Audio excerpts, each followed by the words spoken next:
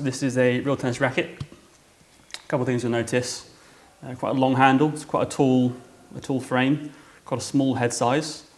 And the other kind of obvious one is it's not symmetrical like most rackets. So you see it's almost shaped like a golf club or like a hockey stick. So it has a kind of a bottom end and a top end. Two reasons for that. One is kind of historical and one's quite functional. So originally the game was played with the hand, and I'm going back like into like the 1400s when really it can just about be described still as tennis, but really is just as much volleyball as it is tennis because it's a game of the hand and played over the net. So they start with their hands.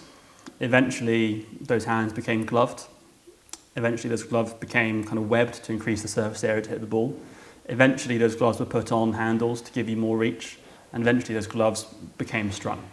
That's kind of roughly the evolution of the racket. So you can see that hand shape is still kind of kept up with the racket. So I've got the flat side of my palm and a flat side of the racket. So that's the historical reason. The functional reason is because the ball stays really quite low, you want to, I'll show you, you want to slightly offset the center of the racket to be slightly lower. So we really are, I mentioned the golf club, you're better off thinking about the swing and the contact like a golf club rather than a lawn tennis racket. So you really are trying to lead with the bottom edge and tack down the ball rather than smother the ball or carry the ball or push the ball over the net. So really on both sides you're attacking with that bottom edge and trying to impart some backspin as you do so. What else can I do? Strings. The strings they're kind of multi-filament nylon, so fairly standard in kind of string technology. They're quite a bit thicker. So if you can see that, they're quite a bit thicker than kind of the average tennis racket or squash racket. The other big difference here is the tension on these is much higher than a squash racket or a lawn tennis racket. So I can't give you an exact number because they're all done by hand, but a squash racket is about, I want to say, £30, is that about right? Yeah. Lawn tennis racket is about £55, depending on who you are. These are about £110, so they're about twice as much as a lawn tennis racket, about 3 times as much as a squash racket, and they have to be that tight. And what does that mean? Does that mean the ball will ping off more? Or? Yeah, so it pings off a lot more, but I mean, if it weren't that tight, because the ball's so heavy and travels quite quickly, you would get too much pocketing of the strings. So the balls need to be as firm and as strong as the ball is heavy and quick, otherwise you get too much. If you tried hitting like a lawn tennis ball with a squash racket, you get a similar feeling here if you try to do that, with strings not as tight. And where's the sweet spot? The sweet spot, it's about the size of a penny, and it's somewhere in the middle, shifted slightly lower towards this front bit. And you'll notice with these rackets, or you'll see when you play later, it's a very concentrated, very unforgiving, but very sweet spot. So if you hit the sweet spot, really easy swing, it feels really pure, similar to nailing a drive in golf. If you miss the sweet spot, you really feel it. So you're really rewarded for precision and finding your spot rather than kind of being loose and hitting through the ball too much. The power in this game kind of happens naturally. As long as your weight's going forward, it's just the ball comes off so quick naturally that actually you're better off generating power by focusing on your kind of fundamentals and your weight and your middling of the ball. If you try to nail it, more often than not you'll miss the middle, and then everywhere outside of the middle is just so unforgiving. The ball kind of like just trickles over the net and goes nowhere at all. Whereas someone who can just kind of punch it reliably, that ball goes flying off super quick. If you've hit like a pebble with your racket, or like a hard object with your racket, and that kind of heavy ping sound, and it just goes flying off, that's kind of what the contact is like in this game. So really reactive, really sweet, really quick.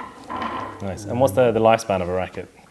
Depends a lot. If you're playing, well, it depends on how much it's used and depends on what kind of standard you're playing. At the higher end, if you're playing a lot, so if you're a very good amateur or a pro, you're probably going through a racket minimum 2 a year, up to kind of 6, 7, 8 a year.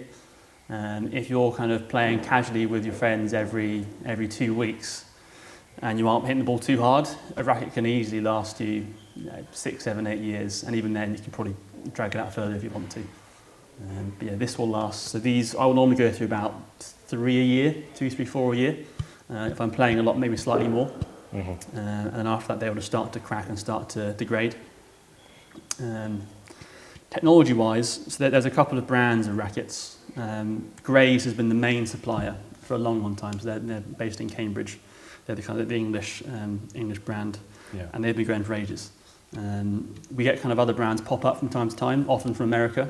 So this one actually is an American brand called Wayward, and I've been using this one recently. But really, there's not a whole lot you can do with equipment in this game. It's also tightly regulated because the game is so sensitive. If you change the equipment too much, then things kind of get out of control. So you have to use wood. You're allowed a very small percentage of kind of wood derivative stuff or paper derivative stuff. So most of your kind of top-end rackets are just basically kind of well-made, glued wood, and there's a thin layer. So you can see this kind of black stuff around here. So around the outside of the frame, on the inside, and just inside the layer there. That stuff is going to help it be a bit stiffer and a bit stronger. And that's really all the help you can get in terms of equipment. They've tried making graphite rackets, and there's some graphite rackets that have just entered the market now from America, from Harrow. There's some trepidation around that.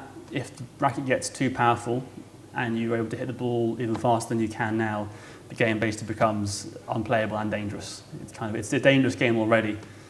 So if you turn the speed up, especially at the kind of good amateur level, there's a chance of someone getting taken out by a ball. So you don't want to make the game kind of too powerful. You want to make sure it's still played the proper way, and you're kind of rallying, and your reward is for good stuff and not just nailing the ball around.